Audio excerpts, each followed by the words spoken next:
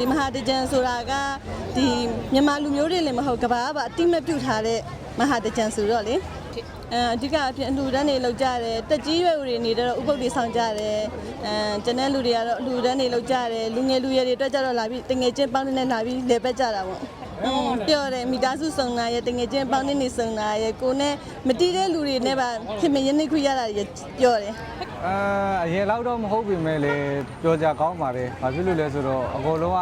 မပြောရတာကြာပြီဆိုတော့လေ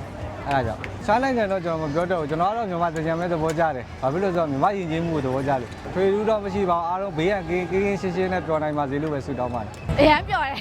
တခါမှလည်းဒီလိုမျိုးလေမလာဘူးလေအရင်တော့ဆိုလမ်းထဲမှာပဲဆော့ရဆိုတော့ဒီနေ့မှတကယ်ချင်းတွေကခေါ်လို့ join ပြစ်တာပေါ့မြန်မာမှာဆိုလို့ရှိရင်တော့ဟိုတရားကြတော့ပွဲတော်လုံးဝပွဲတော်ကြီးပေါ့နော်တရားဆိုလူတိုင်းပြောရလေလူမျိုးဘာသာမရေးပြောရဲပွဲတော်ဆိုတော့အကုန်ပြောကြမှာပါ